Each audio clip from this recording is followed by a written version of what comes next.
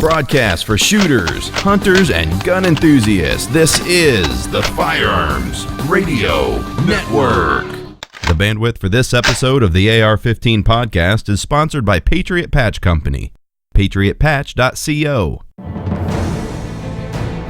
Welcome to the AR-15 podcast. This is the podcast about your favorite black rifle. This show is for you. Whether you're building your first AR or you've been building ARs for years, there is something we can all do to take our black rifle to the next level. You make this show possible by clicking through our Brownells and Amazon affiliate links. The next time you order online, go to AR15podcast.com and click through our Brownells and Amazon affiliate links. It doesn't cost you anything extra, and a small portion of your sale goes to supporting pro-gun radio like the AR-15 podcast.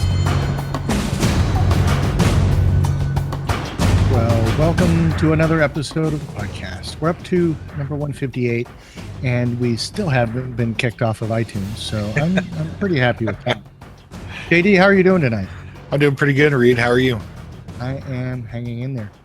So tonight we kind of floated out the idea of a discussion about the things that you should spend your money on and the things that you can save your money on. And so we've kind of put together a couple of talking points, and we'll go through those later in the show. But I think that we'll be able to provide some good insights. And JD, do you think we had a pretty fair representation from the listeners about what their choices and preferences would be? Absolutely. The gang over at the Facebook page, always great with their feedback on the questions, and a lot of their stuff made it into the 5 things, and be interesting to see what their reaction is to this topic and their discussion points when we share what our thoughts are. And on that point, I would encourage you. We have different places where we throw things out. Obviously, we like to hear from our listeners. We encourage you to write in and give us feedback. We also encourage you to participate because your insights, like our insights, oftentimes are built on experience. And, we're all about sharing here. So not like in a kumbaya way, but, you hand your buddy a pistol at the range way because that's just what we do. So, JJ, what have you been up to this last week? This last week, I finished a 300 Blackout SBR build that I'd been working on. And thanks to Graham at Staley Shooting Supply, he got me the parts kits I needed to complete that with a lot of those things going missing lately. Also got to take my wife out shooting for the first time in a long time, and she got to shoot several of the rifles that I own and the new SBR. So out of all of them, her favorite was the Tavor. So that's really? one.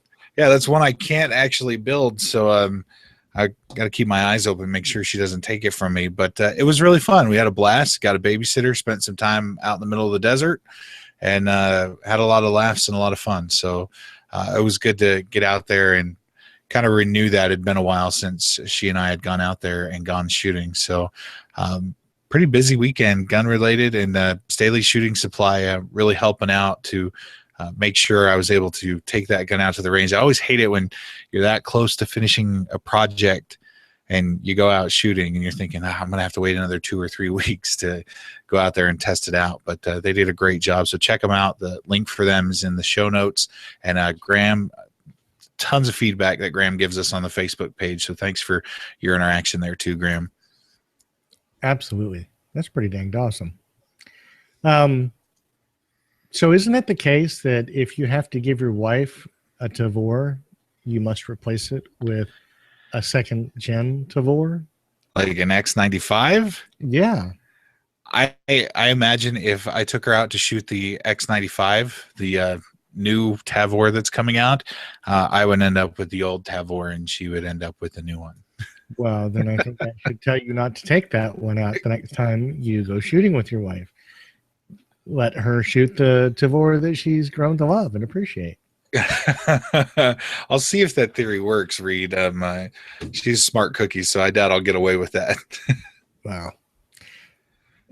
Even if you have to give her the X95, at least you'll be able to shoot it, right?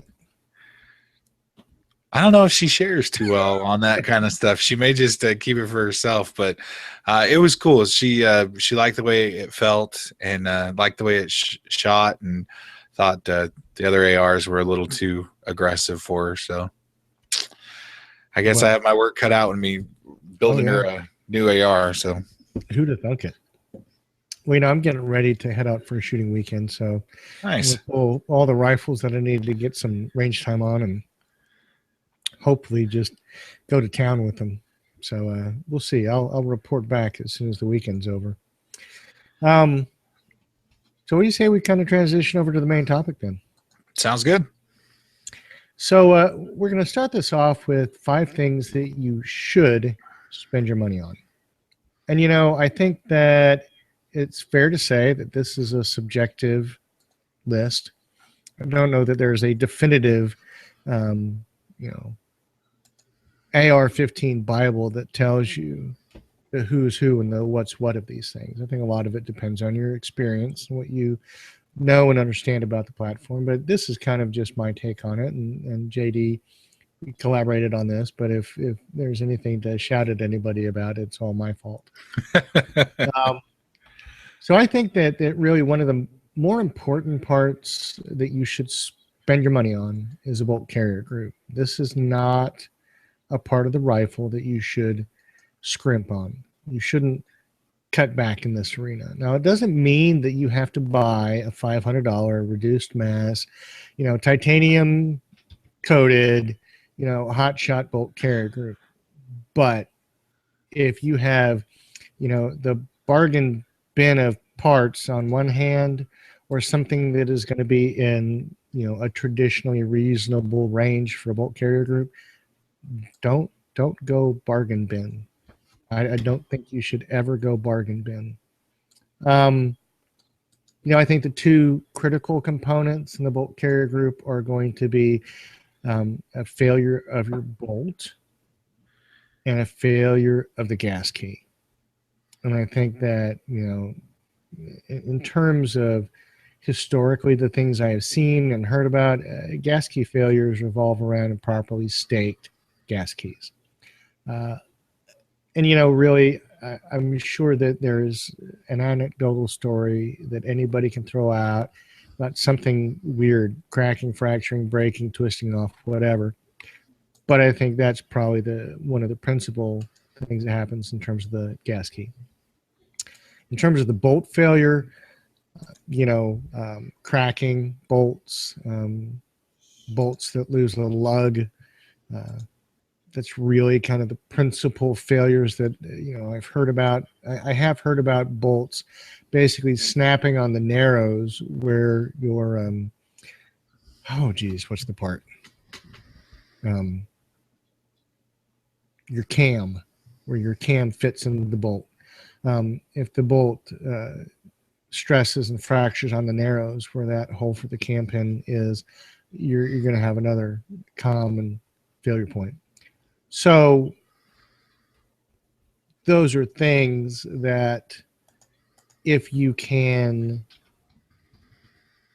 parse out the different components of a bolt carrier group, I think you're more likely to be able to get by with a bargain basement bolt carrier as long as it has a quality bolt and you ensure that your gas key is installed correctly with the right kind of screws and it's staked. So that would be kind of my number one thing. Have you ever seen a bolt fracture, JD? No, I don't think I have. I've seen a break at the range where the cam goes in. Yeah. I've seen somebody experience that, but he was Johnny on the spot with a brand new bolt to be able to slide right into. So his rifle was back functioning within 5-10 minutes, right. But I've never seen it crack. I've seen one crack on its face, and it's just an odd angle, not even like down the middle. It was just It was just strange. But, I think that is a testament to the fact that if your bolt goes, really, you're out of the game. If your gas key goes, you're out of the game. So that's something that I think you should make sure you're not trying to go cheap on. The next one is one that, while it was very often put into the list, it's something that I have reservations about. It's certainly not something that I, go cheap on, that I scrimp on. But I want to kind of lay it out so that not everybody is under the impression that you have to spend top dollar for a barrel. So barrels are next one. And I'll say that in terms of the things in a barrel that will mess with your day, are going to be basically the chamber, your gas port, and the crown. And so the gas port is something that really, without some, tools, a micrometer, maybe some, more thorough investigation, you're not really going to detect a defect on its surface with a passing glance. Your chamber, same thing. You're not going to be able to detect a defect with an inspection too easily. The crown, I think it's easy enough to, check the muzzle and make sure that your crown is clean, that you don't have anything that's, a gouge or any deformations in the barrel. And, if you have any, there are common effects of having some kind of a marred surface on the crown, impacting, bullet flight as it's passing out of the barrel. So that's something that you can easily detect. But,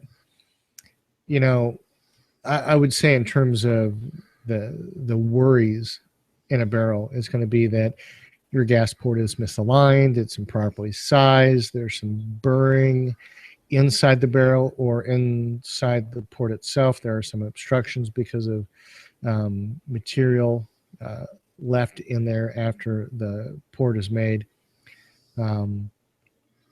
And that port's position in relationship to the shoulder on most profiles really helps with whether or not placing your and I've forgotten the name. Gas block. I hope we edit that out, that long pause of me catching up with the senior moment. But, if your gas block in relation to the shoulder is going to be affected by where, the port itself is drilled in terms of distance from the chamber, distance from the muzzle, these things are going to affect your ability to shoot and effectively do the things you need to do. So the manufacturing process that is going to affect the machining of those, the port, the machining of the crown, those are things that are going to affect the quality of the barrel. In terms of the chamber, in my discussions with gunsmiths, with people that manufacture, with individuals who are familiar with barrel lives, barrel quality, the chamber itself is really much more a function of, how the reamer is applied and what reamer is used to make the chamber, and, issues like headspace and whether it is, a 5.56 or 223 Wild or just regular 223, and, what that actual chamber dimension is in terms of how it's otherwise labeled. I had a gunsmith tell me he checked many chambers on a police department refit of barrels and discovered that many of them were not what was stenciled on the barrels. They were something else entirely. So I think that in terms of getting a barrel that's properly manufactured, that has all of these components properly addressed and properly uh, implemented in a barrel, is going to depend on the quality of the company you're dealing with. And that necessarily translates into cost. Um, I don't think you're going to get FN or Daniel Defense or Spikes to sell you a $35 barrel. In fact, I don't think anybody will, but be a little hyperbolic. You're not going to get away with getting that kind of quality without spending at those price points. But you see, here for me is the conflict. I think that for most people, for most applications, and for most manufacturers, what they're putting into a barrel is sufficient. I think for most shooters, your skill level is seldom going to exceed the capabilities of the platform.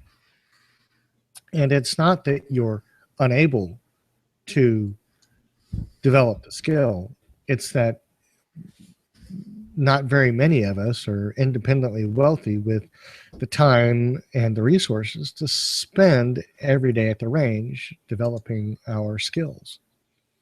And I wish I could be that guy. It would be a real blast, but I'm not. So I don't know that what use a rifle is going to be put to, what abuse it's going to be put to, is ever going to be tested to the limits of ordinary manufacturing processes. And so I don't think you should scrimp on a barrel. But at the same time, I don't think you need to buy, the $400, $500, $600 match barrel with the mated bolt and all of the other bells and whistles. So I do think it's important. I just don't want you to believe it is the end-all breakpoint of whether or not you're going to get into an AR that you build for yourself, or even whether or not it's a breakpoint for whether you're going to buy, manufacturer A's AR-15. So that's my take on it.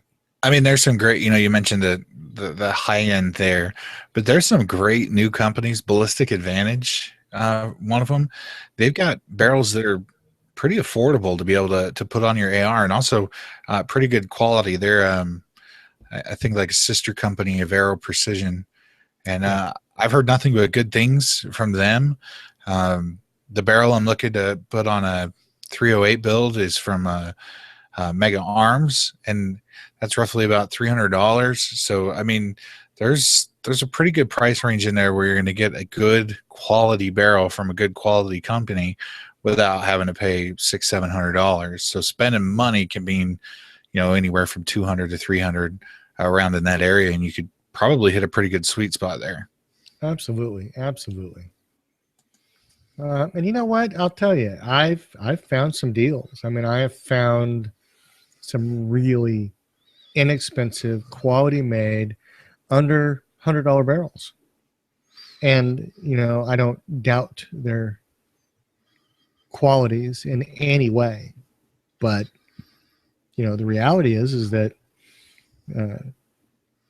any of these kinds of items, price is a principal indicator of quality, because the market will weed out overpriced, under quality products very quickly.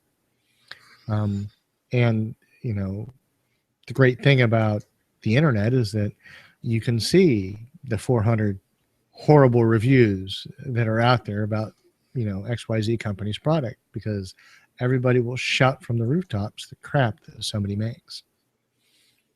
So the next thing I want to talk about is something that I really kind of feel strongly about. But you know what? I didn't see anybody mention it in any of the responses and any of our digging in it. So I'm just going to go out on a limb and tell you all that I kicked your number 3 choice off the list because I put my own in there. And that would be mounts. And I'm going to say that in a generic way, but let me illustrate more specifically.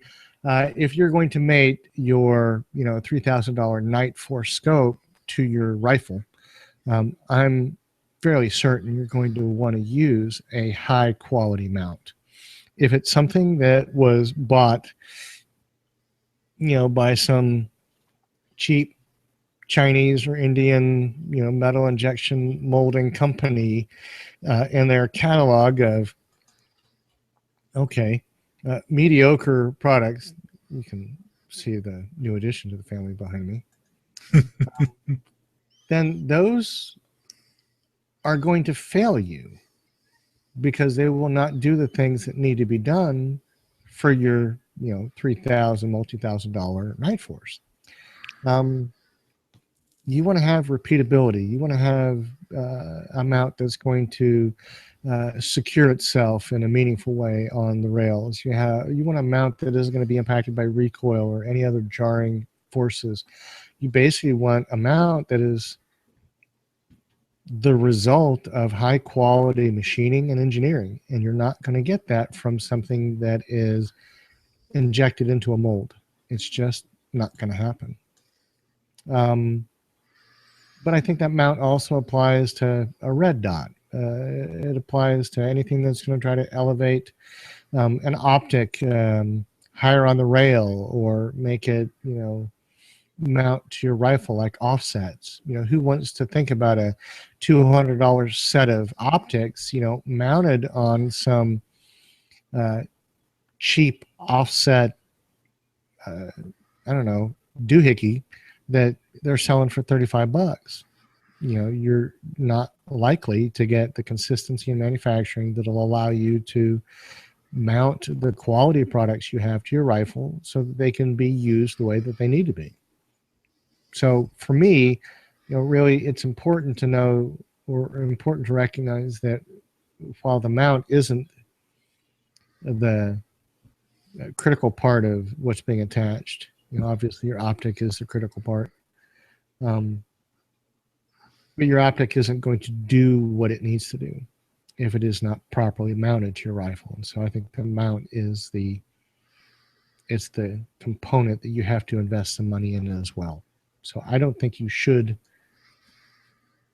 scrimp on a mount. You should spend your money on a good one.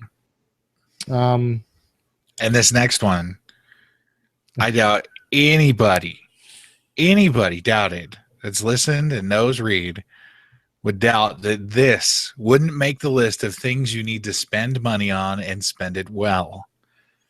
I'll give you 3 guesses as you're listening to this podcast. You know what it's going to be. You know it's going to be backup iron sights. Yes, it is. Yeah. But they're important. And I want to throw this out there that, I think a great many of the listeners said that optics were important. But, as one of the listeners pointed out, you don't need optics to shoot that rifle, that platform well. You don't need optics to shoot it out to 500 meters. You need sights, and to shoot it out to 500 meters, hung over, in the rain with a loop sling, you need iron sights. But, I think that the difficulty is that in the engineering of the sights, you just want to make sure that you're getting quality engineered backups, iron sights. The standard, A2 days are gone. You don't have carry handles that are part of the upper receivers anymore. And, more and more people are buying barrels that don't have a front sight base. So if you're going to go with backup irons that are going to rest on a rail, you really need to make sure that you're going to invest in a quality system that is not going to fail you.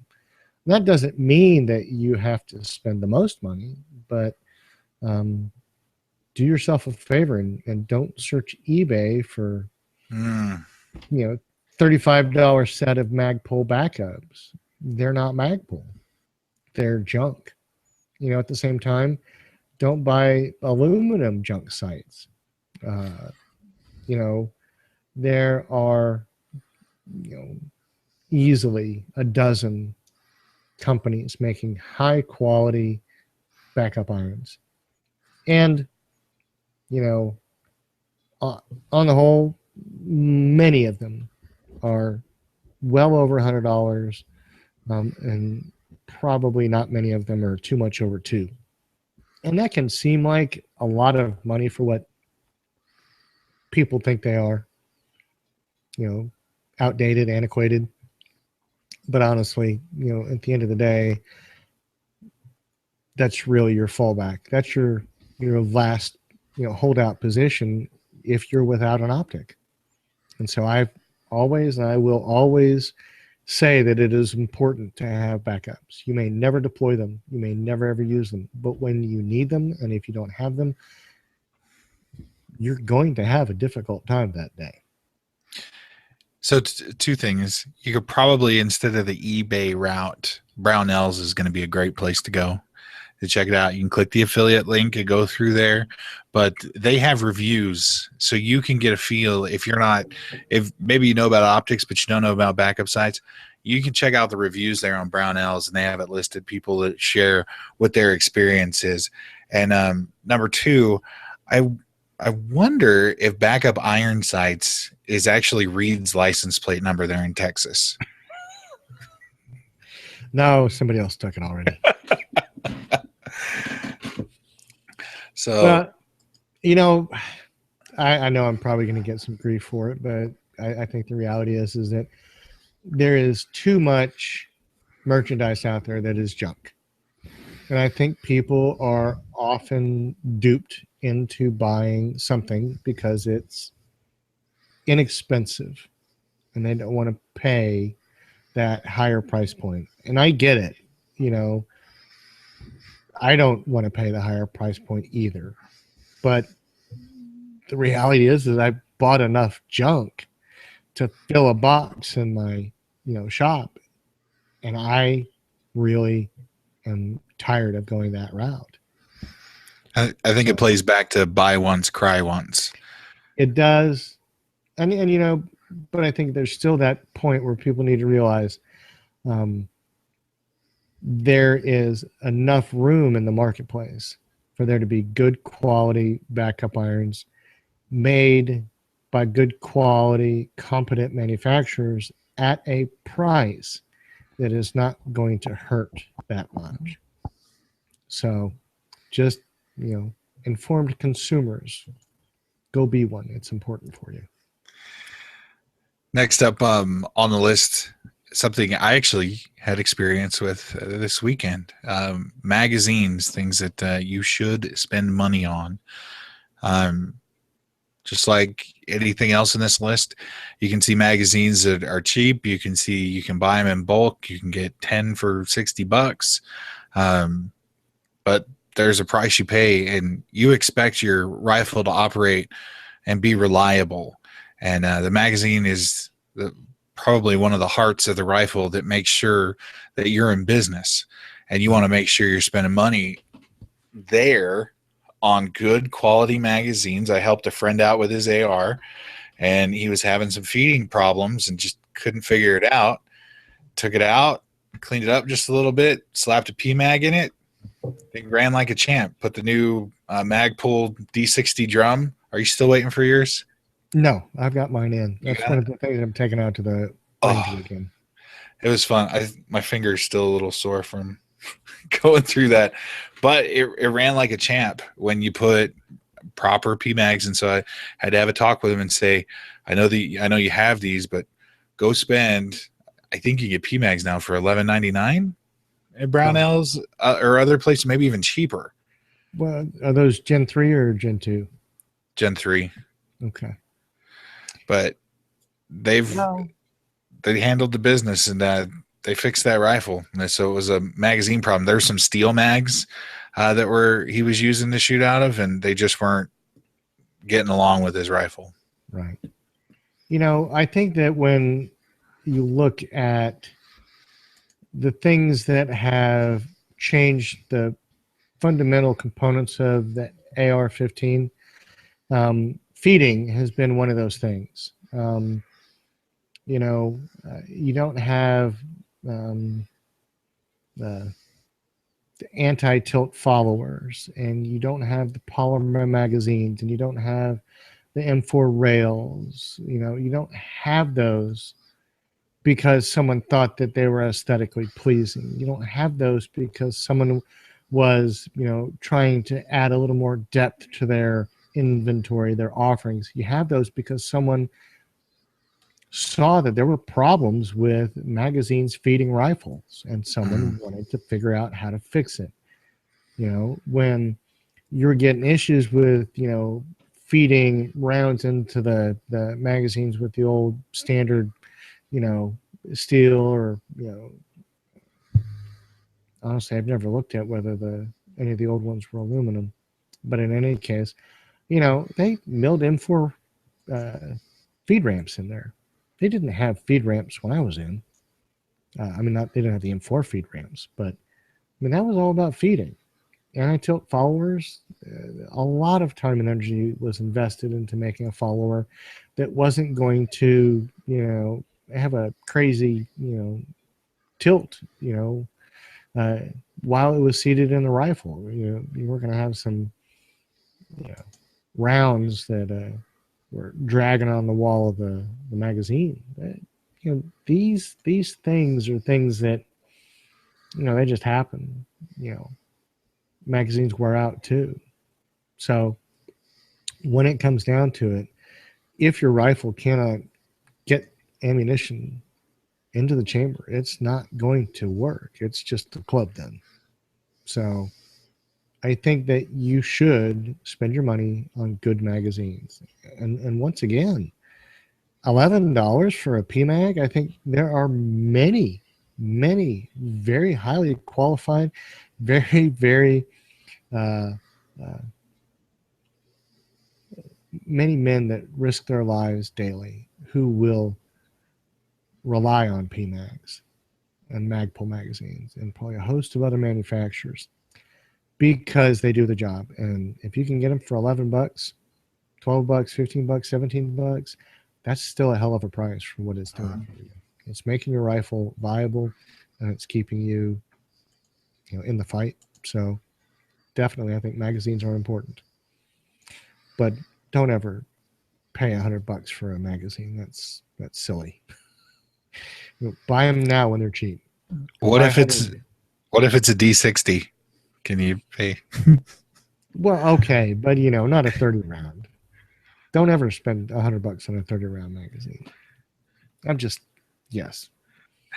Which is funny because you get two 30s for like $22, and that's 60 rounds. But a D60 is how much? I paid a premium to get mine before you. See, there you go. I'm telling you, don't do it. Anyways. So, I think as a top 5 list, I think that's a good solid list. Obviously there are a lot of different components in a rifle. There's a lot of things that people will place in very high regard. But I think kind of a top-down, big overview, these 5 things are important enough to make sure you're going to spend the money on. And so, maybe even the first 5 things you buy, so that when you start getting to the end of your build budget, you're not having to cut corners on some of these items because you're running out of cash.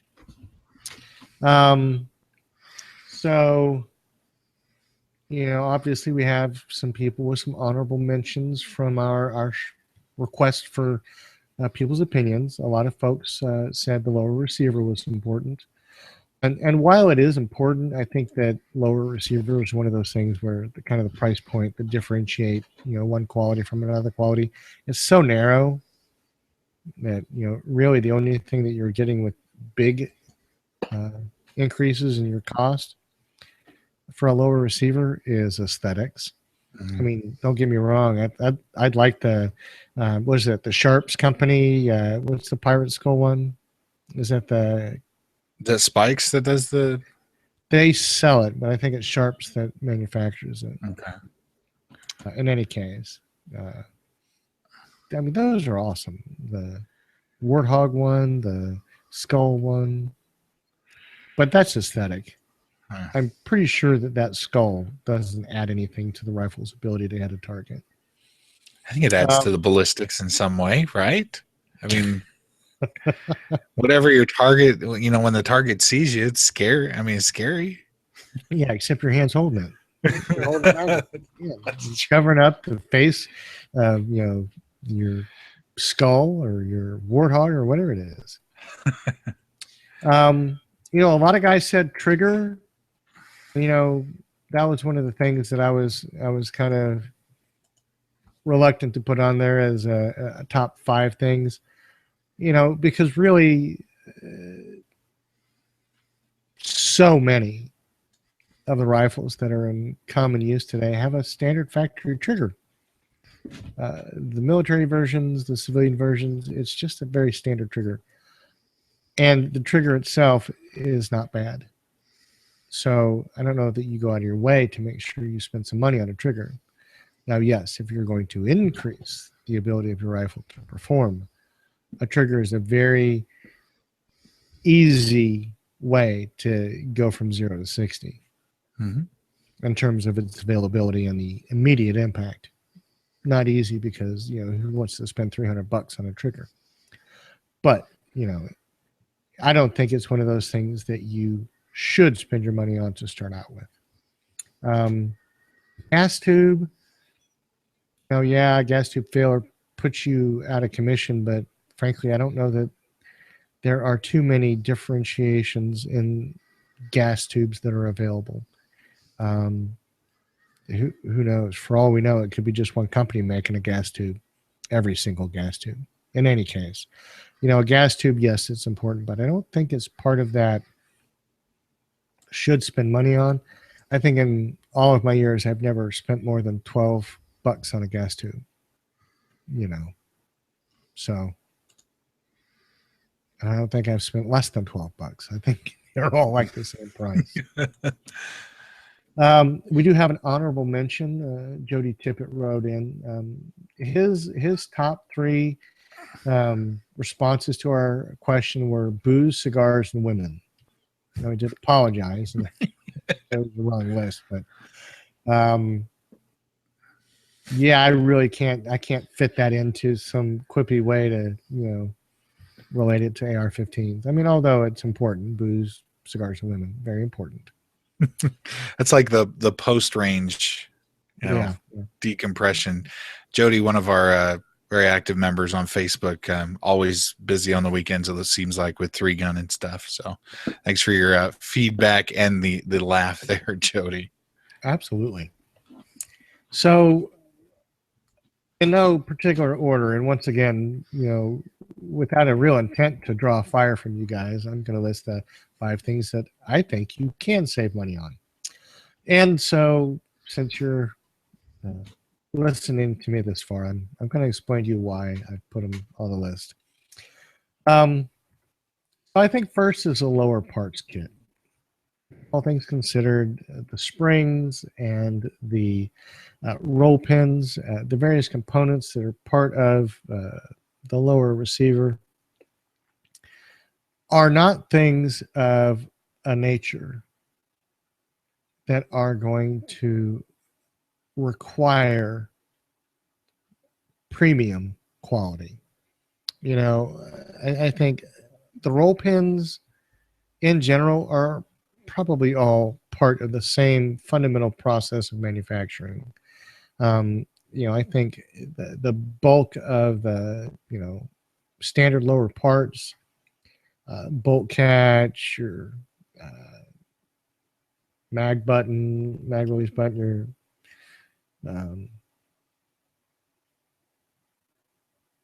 your front takedown pin, your pivot pin. These are all things that really,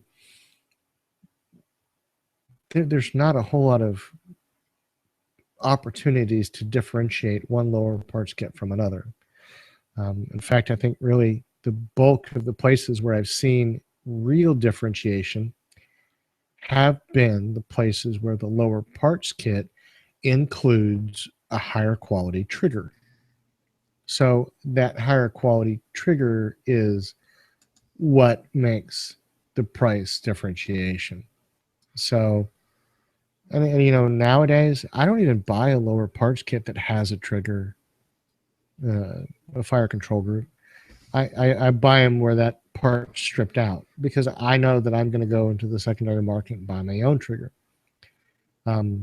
You know, if I could just get one that was roll pins and springs more often than not, these days I'm getting ambidextrous safety selectors. I'm more often creative or more creative these days with the mag release. And the takedown pins, there are a lot of options that I prefer. So, you know, but the lower parts kit in terms of roll pins, springs, detents, the fundamental parts that are included, I really just don't think that there's too many places where they can fail you. And you know, the confines of those springs, you know, detent and spring that retains your front takedown pin or your pivot pin. I mean, really, on what basis is that component going to be stressed or put to any great force? It's really not. It's going to be a trapped spring holding a detent against a part so that it doesn't move unless you apply a force. I mean, that's not really the same as having a bolt carrier group, you know, slamming, you know, back and forth while you're, you know, working your rifle. You know, another big point that people threw in there were optics. You know, I really like the idea of high grade optics of Night Forces and Schmidt and Benders and Swarovskis. I really like the idea of that. My pocketbook doesn't, though. My budget doesn't allow for that. Yeah. And, you know, at the end of the day, I mean, I still sit back and I have a hard time thinking that I'm going to spend $2,000 on a scope so that I can shoot at 500 meters, which I can already do with irons, you know. And so I do think you can save money on optics. And really, for me, the critical component of this is that in most cases, the optics are not going to be purchased for some highly rigorous purpose. I mean, the reason that Trigicon and Aimpoint and, you know, the third company that will remain unnamed because the federal government is mad at them about the temperature-sensitive optics they made. And, you know, I own several. I like them. I do. But, you know, the point is that you buy those because they are rugged, because a Marine or a Ranger or whatever, you know, trigger monkey is out there can abuse the hell out of it and it's going to still work. Mm-hmm. But most shooters, most people that recreationally use rifles don't have a $3,000 optic on their rifle. They have a Bushnell or a Redfield or, you know, a basic scope.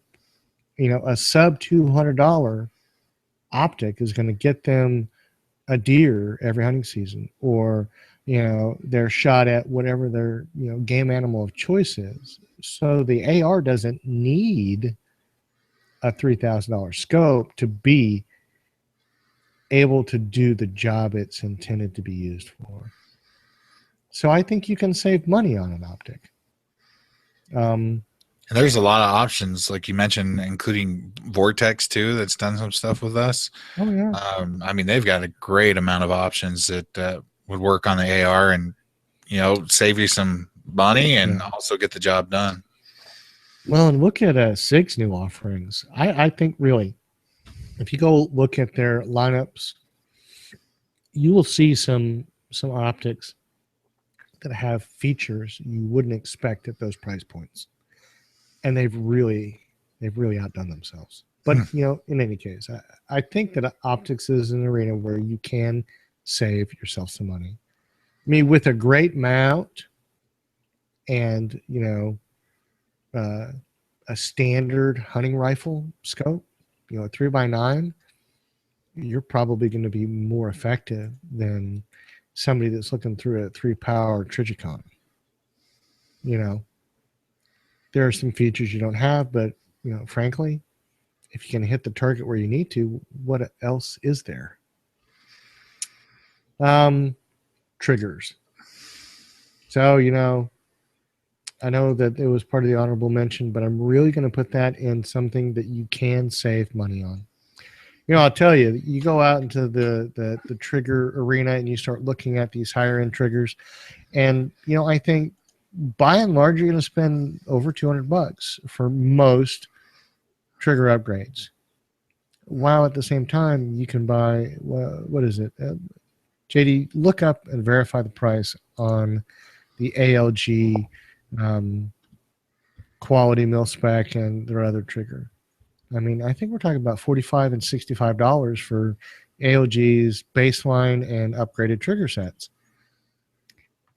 How can you lose on a $45 trigger that is made the way that AOG triggers are made? Why would you need to spend $245 on a trigger if you can get that one for $45? And it goes back to that principal idea that most shooters cannot outshoot their rifles. It's 49 and 69. So, I mean, still. So, I am always going to go on the side that says you can save money on triggers because you don't need a $249 trigger to make your rifle touch off a round. I mean, you can make do with a standard trigger and a lower parts kit and do the exact same job. So I do think you can save money on there. But I'll always tell you that if you're going to spend some money, that's the easiest way to start off with an upgrade to your rifle. It's a first line choice for an upgrade. It's funny you mentioned that. Sitting right here. And what do you have right there? I have the ALG mil spec trigger. So see, it's good stuff. I think the next part is the muzzle device. I think that a lot of people place some stock in having an advanced muzzle device. And I know there are a lot of offerings. And if we set aside a muzzle device that is on your rifle because it mounts something like a silencer or whatever else is out there, really there is not a lot of reason to upgrade from your standard $15 birdcage muzzle device to something that's upwards of $100 or more. Because frankly, once again, the impact of that device and its engineering on how you shoot is going to have very little noticeable effect. And yes, I mean, if you're out there doing competitive shooting and you're trying to, touch off 2 rounds and have them, land within millimeters of each other on a target, you're going to want to have something that's going to help affect the recoil, affect how your rifle is going to move in terms of the escaping gases and a follow-up shot. But once again, that's a guy who's a competitor. He is in many instances, if it's someone who's highly regarded in that competitive world, someone who can outshoot a basic rifle.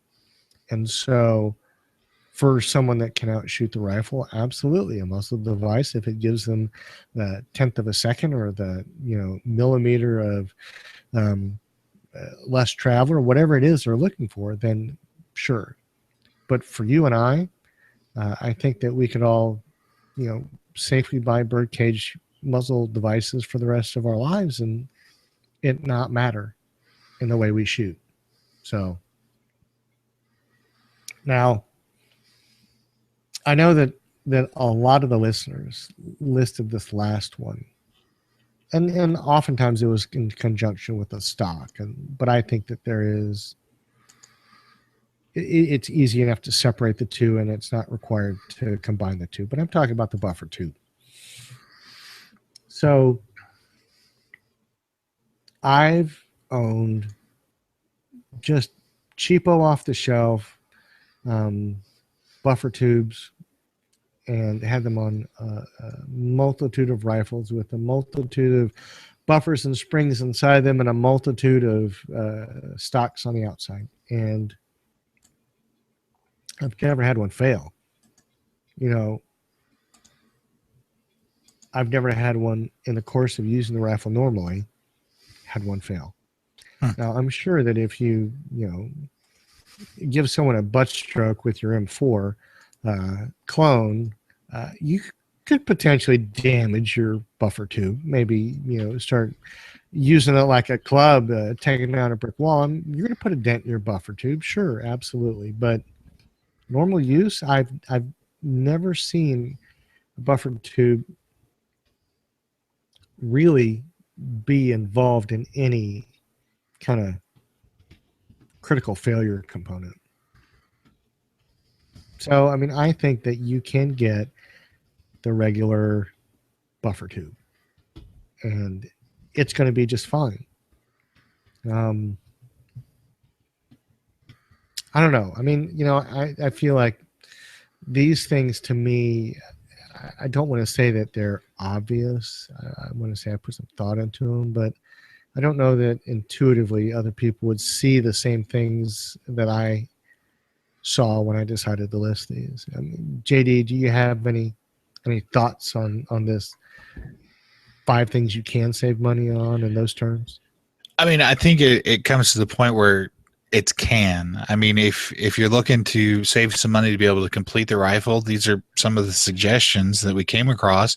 Now, maybe a lower part kit to you is more important than iron sights. I wouldn't say that out loud or anywhere near Reed, but you can adjust this list to how you see it. Some of them I don't think you can really compromise on with the bolt carrier group. I feel the same way about the barrel. But with everything else below on the things you can save money on, you can buy now and then upgrade when money comes in the future or when you've got a little bit more space or you want to try something else. And that's what you can do. So these are just kind of the suggestions to help you get there. So you're not, dropping on a very high-end optic, a high-end lower parts kit, and then maybe you don't have enough money left over to do the barrel you want or the bolt carrier group you want. Maybe a way to look at it and say, this is somebody, mostly Reed's influence, and he forgets more in 5 minutes than I've learned in my whole life about ARs. And so it's a great thing to kind of go by to maybe keep the list and, add some of your own, take away. But don't take away the iron sights. I think Reed permanently linked that in there. I don't think it's coming out. Yeah, I put a lock on it. Well, and I think that always comes down to the subjective opinion. I guarantee you that one guy that got that really bad lower parts kit that failed him is never going to make that mistake again. Yep. I've never had a lower parts kit or any part of one fail me. So to me, it's not as critical on my list. When it comes down to it, I think the consensus is that at least two of the top five were always mentioned in terms of what you should spend your money on. And that was bolt carrier group and barrels. Some said backup, some said magazines, but a lot of the other ones were basically lower parts kit, optics, and triggers. And you can see I put those on the things you can save money on. And it's not that those upgrades aren't going to really make your rifle better, but it's like JD said, if you're going to build a rifle and you have a finite budget, prioritize. Mm-hmm. If you're going to build a rifle and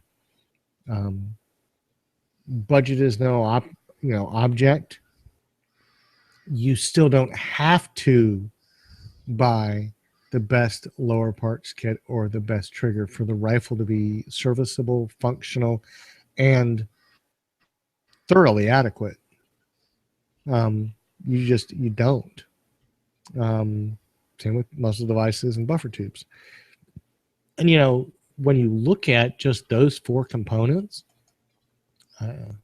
you're not really looking at any component of the rifle that is a significant cost on it.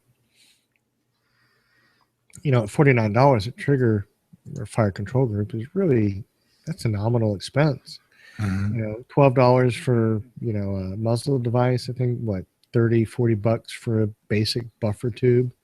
I mean, that's just very straightforward and basic. So that's just kind of where I sit. And just for the completionists and the guys out there, they're going to give me grief about it. When we're talking triggers, what we really are talking about are fire control groups. The trigger, the springs, the hammer, the pins, and the disconnector. So, we're talking about the entire fire control group, but we're just going to shorten it to trigger. So that's kind of where I sit in this larger discussion. We'd love to hear your feedback on that. If you do, we have a new email address we want to share with you, and we'll also post it on Facebook and Instagram. It's ar15.podcast@gmail.com. That's ar15.podcast@gmail.com. It's a brand new email address. We'd love to know your feedback on this. What would be in your 5 things you should spend money on? What would be on the 5 things you can save money on? We'd love to come back and share that in a couple weeks and maybe revisit that. We got some feedback here, Reed. Well, you want to start off with Nick here? Yeah. All right. So Nick writes in, he says, "Morning, gentlemen. Was there an episode that discusses bolt carrier groups in depth? Material, coating, weight, etc. I'm starting a pistol build and I am in need of guidance. By the way, the text man take it. So I'll be putting an early episode to the test, the under $500 episode." Well, Nick, I did think there was an in-depth bolt carrier group episode. I'm going to have to rely on our archivist, JD, to dig through the long list. You see, I'm kind of stalling while he's digging through the long list to see if he can find one, but I'm fairly certain that we did one. And I'll tell you, Nick, if you have a desire to discuss it and an exchange of information, email us at the show, and I'll tell you what my thoughts were in terms of what's out there. And I'm sorry that the tax man is going to take it. But, I guess there's not really much you can do, right? Death and taxes. Nobody can avoid it. So, JD, any luck on that? December 14th, 2012 is what I'm bringing up. I'm trying to find the episode. We just moved over to a new website. So Nick, I'll shoot, when I track it down, I will shoot you a message there on Facebook to answer your question with the bolt carrier episode. All right. Why don't you take the next one here, JD? All right. I am so disappointed in all of you guys. All three of you are special snowflakes. And just a reminder, Mike was trying to get JD and JW to engage in a discussion of the companies that we love to hate. And I guess we were all trying to be very diplomatic because we love firearms and we love the companies that make them. So does that mean that we wussed out?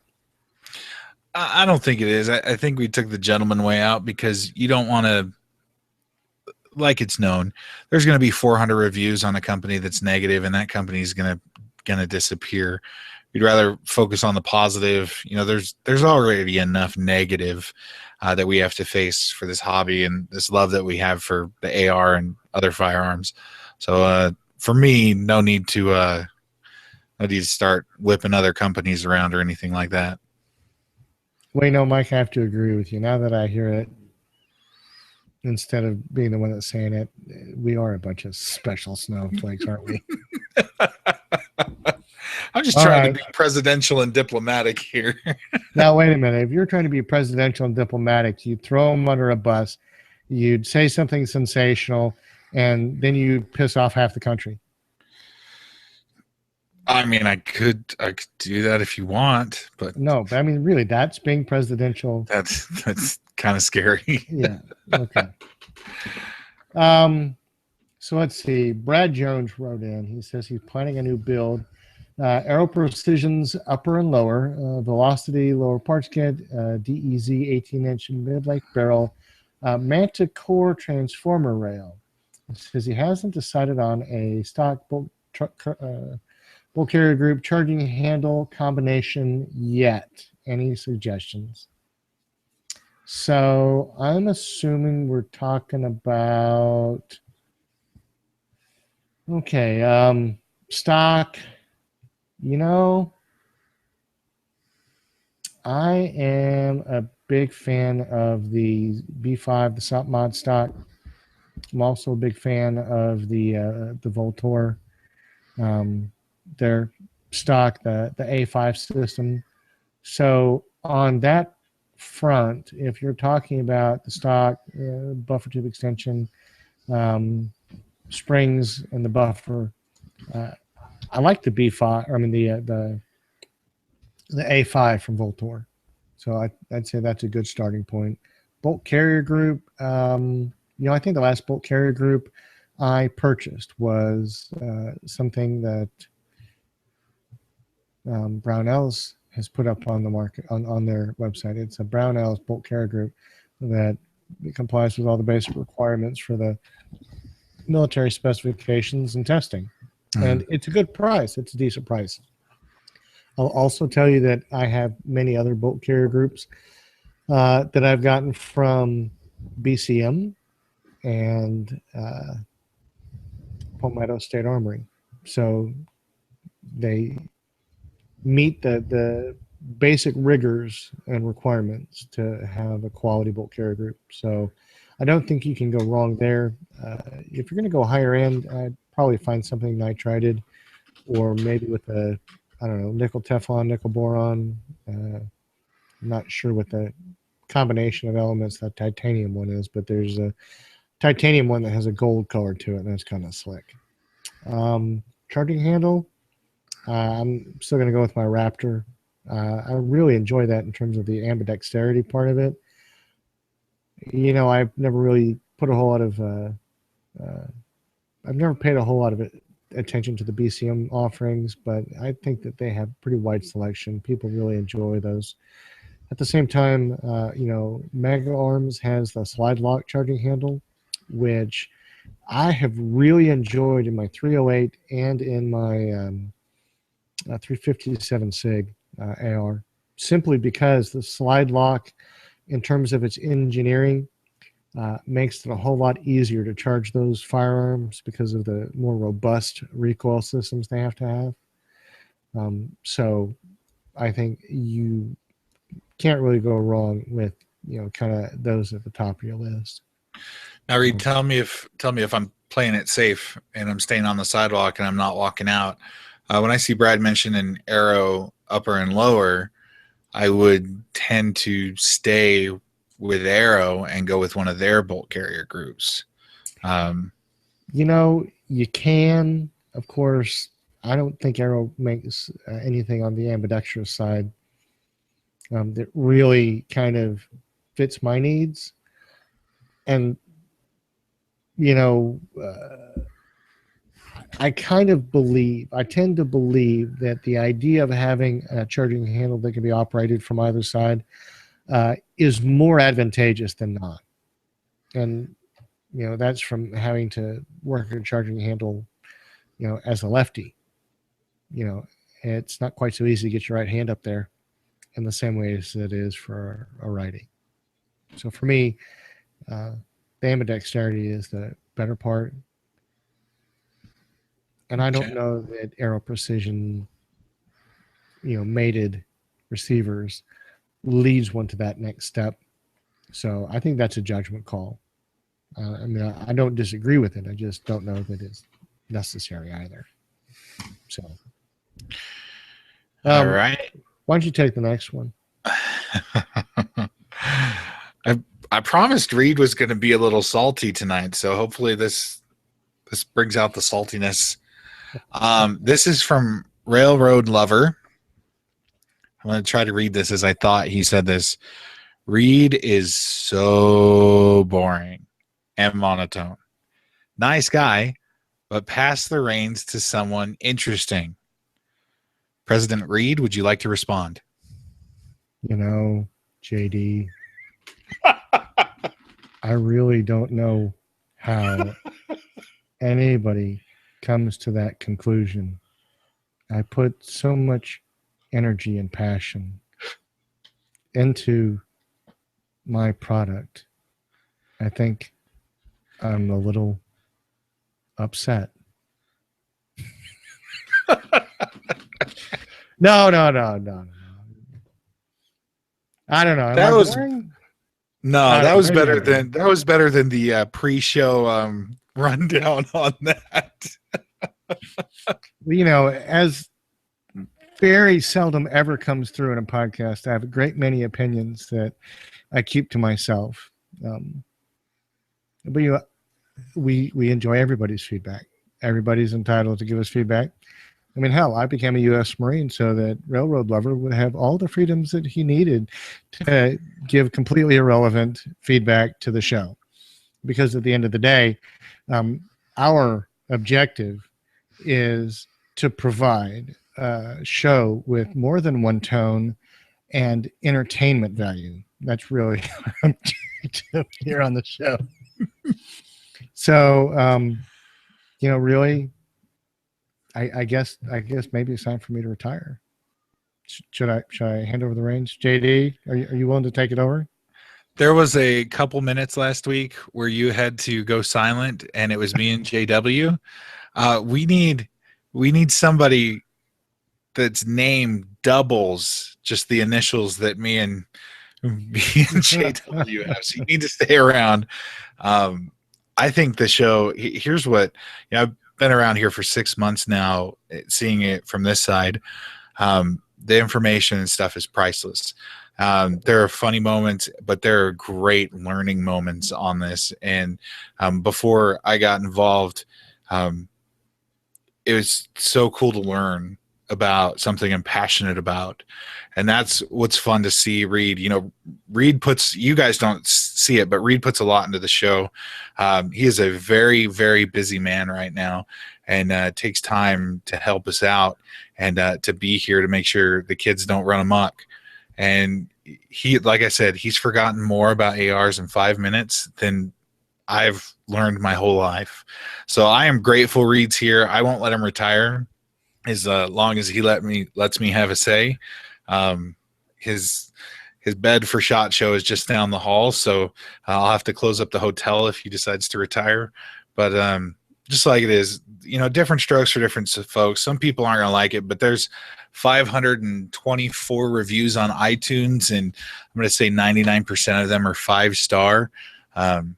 we're not a show for everybody. We're for people that are passionate about the AR. And, you know, if you like railroads, you may not like ARs. I don't know. Maybe that's a generalization or a stereotype, but you know what? I think to hammer down on somebody who offers a lot of knowledge, I think maybe you should lay on the railroad tracks. I wouldn't take that too seriously, railroad lover. JD, he gets a little protective. But, you know, honestly, we want to improve our product. And me being monotone, I think, is a lifelong handicap that I'm just probably not very easily going to get over. But I don't know how to not be boring. I'm sorry. I just don't know how. So we will take your constructive feedback under advisement. But being diplomatic in the end. See, well, trying to take the high road. You know, like I said, you know, I do the jobs that I do so that everybody has the right to do what they need to do, or if they have a right to do. So there you go. So I wanted to turn to this following piece of news, and we want to let you know that you should stay tuned for another giveaway. We're going to work out the details, and we will let you know all as soon as we get it in order.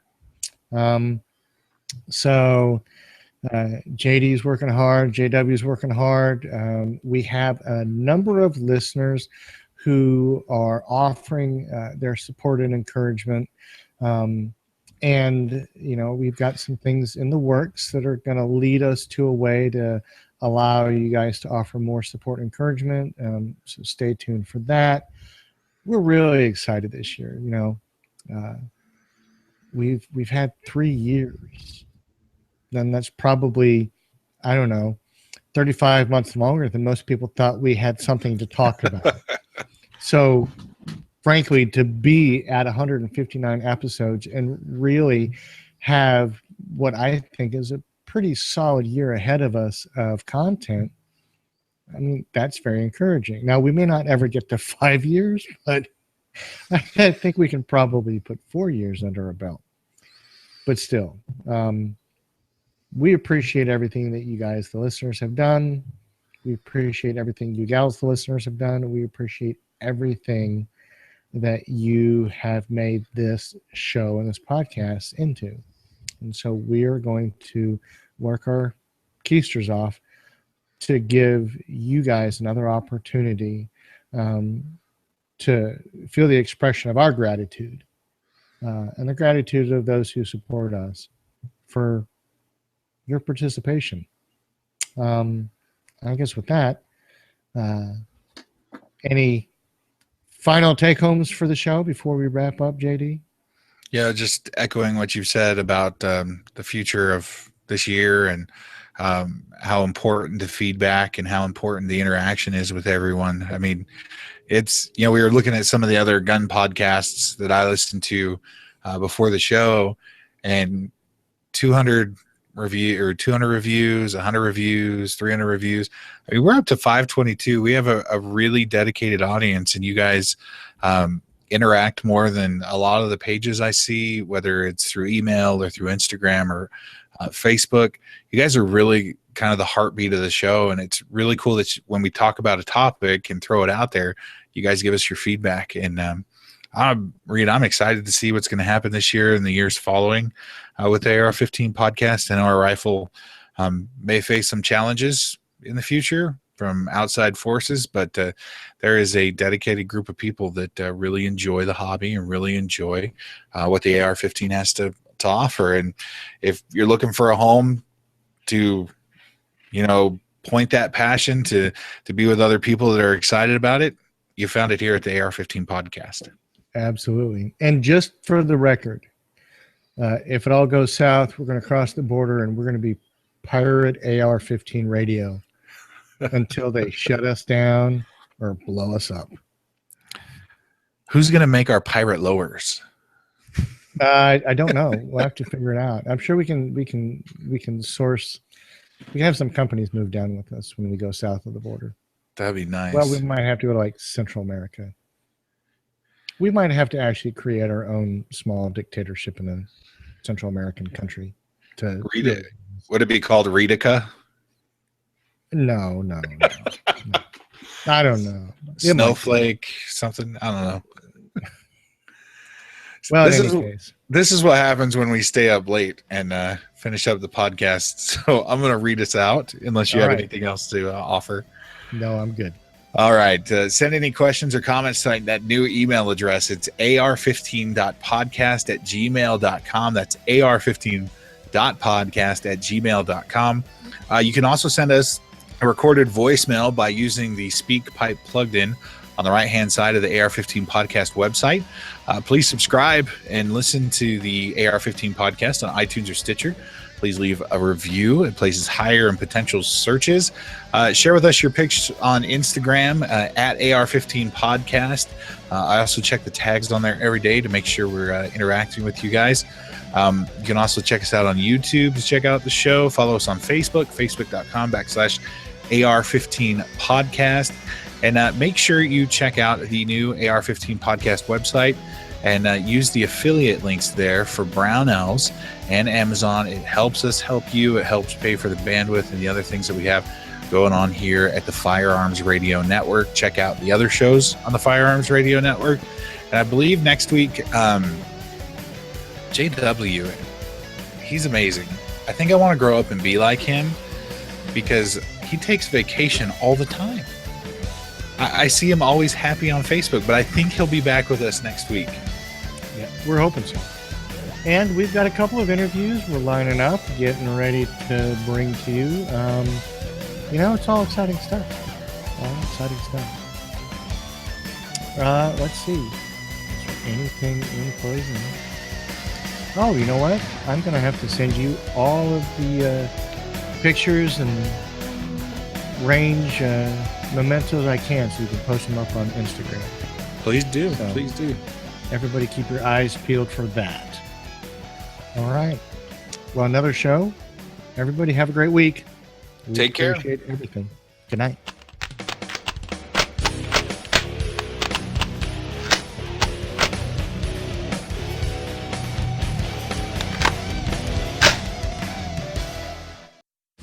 This has been a production of the Firearms Radio Network. You can find more information at firearmsradio.tv.